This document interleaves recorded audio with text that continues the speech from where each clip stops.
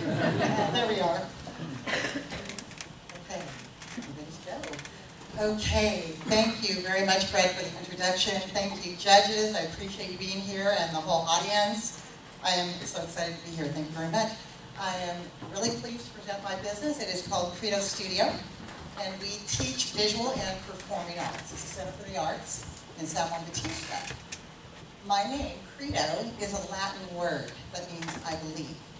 And the peacock represents freedom of self-expression. So the purpose of my studio is for the freedom of artistic expression. Credo Studio, a place for your passion. My name is Ramona Hill, and I live and work in San Juan Bautista, which is a quaint, beautiful, wonderful mission town. I love it. And it's a tourist town. It attracts thousands of visitors every year. The problem is that for the residents, there's not that much business focus on our residents. Most of the businesses focus on tourism. And so this lack of focus on resident families leaves our youth unengaged. I am concerned about my youth and that this lack of activity could put them at risk. And so I already know, I have children myself, I know they're bored, so I don't want them to be getting into trouble. With Credo Studio, we have a solution that focuses on our kids instead of tourism. My studio is conveniently located within a 10-minute walk from anywhere in town, easy to get to, and my program is affordable and engaging. So this list displays my commitment to legitimize my business. I know that as a place where there will be minors, I will be scrutinized. I plan to be prepared for that by vetting my staff. My facility, I say that it's multi-purpose. I can provide opportunity for teachers in my community, students, and artists.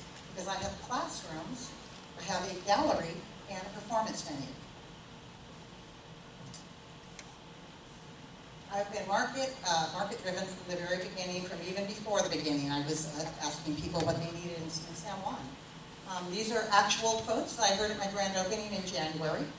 And I have had continuous events since then, and I have continual community feedback.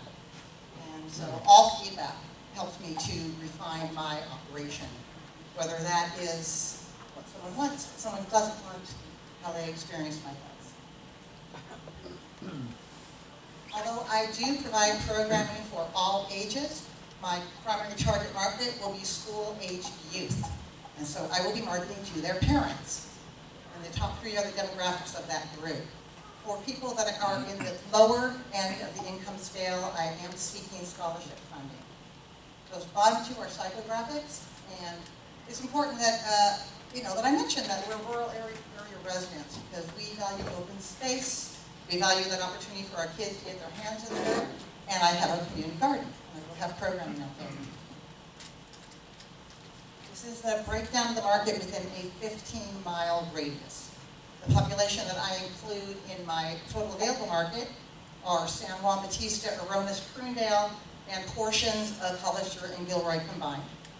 My segmented addressable market is the combined population of my two local school districts. And I'm estimating my share of market at about 5%. I hope to get that. I hope to get more.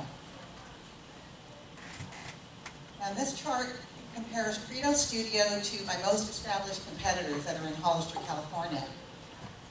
I'm the only studio that has this full range of diversity, and that includes 3 categories that none of my competitors has. This is partly a survival tactic, because since I'm in a very defined market, I aim to have something for everybody in my area. The most important thing that I would like to say about my pricing is that I have based my class cost on a standardized hourly rate. I want my costs to be understandable to my clients. I sell memberships, so they can use a membership across all my departments, and that pricing goes across all the classes. And also I want it to be easy to budget.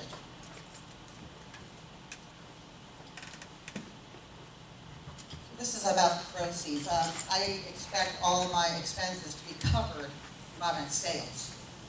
This is illustrating that there are things that I would hope to be covered by grant money. That would include scholarship and community projects.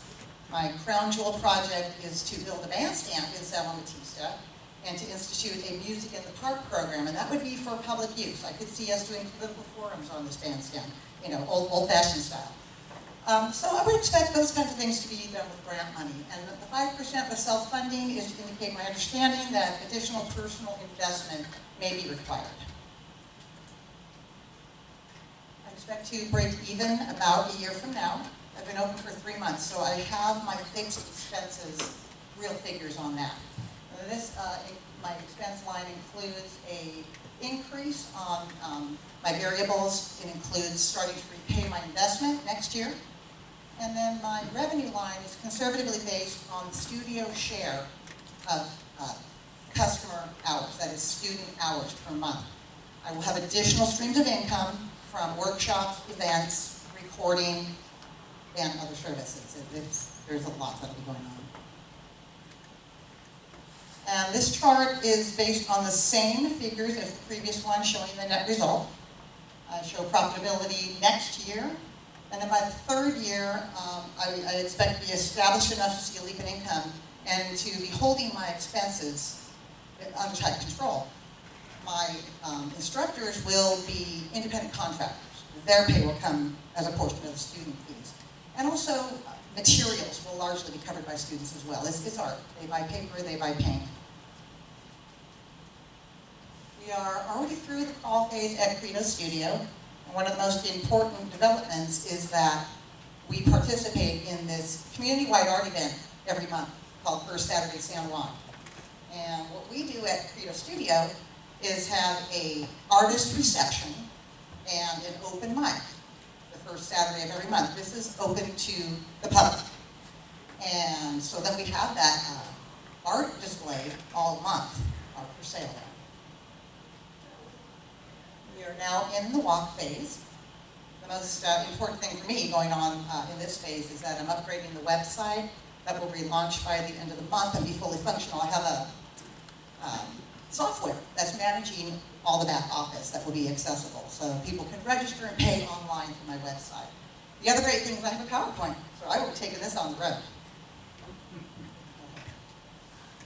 And my final run phase, I'm already forging relationships with local professionals and politicians. There's a new commissioner at my Parks and Rec in Hollister, and I've already been before my county supervisors. So that's in the works. My summer camp starts next month. That's a collaboration between the city, the library, and myself. And then I'm developing my after-school and homeschool enrichment programs to launch in the fall. This is my team. They were attracted by the grand opening event, and they are all very experienced in their fields. So they already have community recognition. They all have the expertise and the community connections to drive my program development. And the very, very magical thing about my team is that by working at Credo, they're fulfilling their own dreams. I tell that story about my music director. He bought the software for our recording because he's motivated. So that's really exciting to have people so engaged.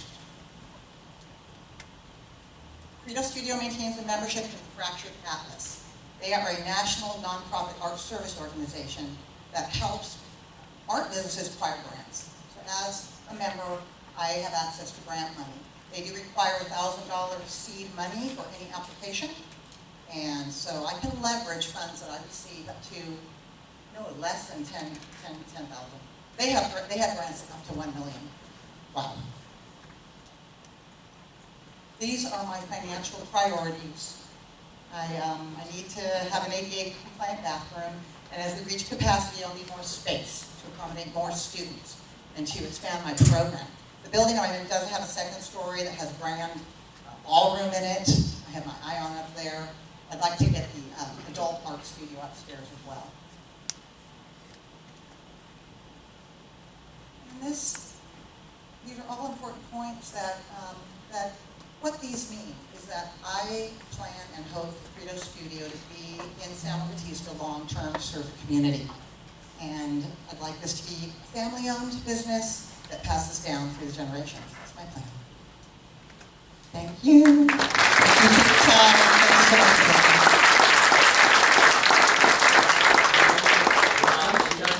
Oh, I'm gonna need the mic. I still need it. Okay.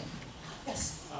Just very well done, very great idea, so really nice. I had a question in terms of the activities that you're planning. I didn't see anything in terms of what were the primary, what the customers said, or whether you reached out and talked to customers, future customers and present customers about what kind of activities. And second, what is your competition? Okay, so number one, to answer the question, I teach primarily is going to be classes. One thing will be an after-school program. There's a lot of interest in that. There, I have already right now, I have a theater expression program for young children. I have a dance class, I have a music class, and I have some wellness classes. So that's already going on. We are going to develop more for the kids. What's happening right now is the directors I have are offering what they have to offer. That will be developed. And the second thing you asked, so my competition are studios in Hollister, and they are mostly single discipline. One is Inspire Theater Arts. They're mostly about theater, they have some music. And then there is Mr. O's Music School. And then there is, the third one I had up there was the San Diego Arts Council. So that's the thing, is that they're all specific, and that's pretty normal. But I understand I need to offer a lot. I'm in a small market. But that might be why they succeed, because they're focused and you're going to spread yourself. Is that a worry? Well, I don't really worry because I'm going to have directors in all those departments. It is what it's called an ambition. I've had people say to me, "This is so ambitious," and I'm saying, "Yeah, it is. It's an ambition. I admit that." Yeah, the question about focus, follow on that. The notion that you're going to be doing disciplinary classes at the same time that you do child care. So there's a tension there that child care can be a little bit more chaotic, and discipline classes tend to be episodic and structured. So I'm wondering, tease that apart. Is it just a licensing issue on the child care, or because you're going to have kids on facilities, or are you actually looking at saying to parents, we're providing child care for your child from 3:30 to 6:30? This is really funny. This is a comment that I got from the executive director of the YMCA, that basically all us people that do children's program are glorified babysitters. So that was a recommendation of a friend of mine who ran a child care center. She just was suggesting it as, again, legitimizing, that if I am qualified as a child care provider, but I'm offering programming. So I don't know really how necessary that is. It was a suggestion that I haven't fully examined yet. The after-school program would be the thing that's the most like child care, but everything else is classes. And it's also broken down by schedule. My question is tied to schools. The first piece of that would be, what are you doing in relationship to local schools in terms of outreach? And the second of which is there an opportunity for you to actually provide services on premises at the schools, thereby getting away getting out of some facilities problems that you're likely to incur if you grow? Yeah, so with what my relationship with the schools right now is that I am allowed to pass information to them. So I can distribute flyers right in the backpacks. I actually, a couple of years ago, I came up with a concept to do what I call fitness club in school. And I offered, I pitched to them, and I had the material, I was ready to go, and they said, "Do you have insurance?" And I said, "No." Well, another business owner had been doing dance classes on campus. She had a business with insurance. So now that I have that, I can go on campus. And I think there would be occasions that I do that. I'm already doing volunteer things, like at my library in Hollister, where they just want to come in for an hour, and I would do that as well. I've only, been open, this is my third month. So, but I am doing a lot of outreach, a very lot. Thank you. I had some questions about how you're going to grow.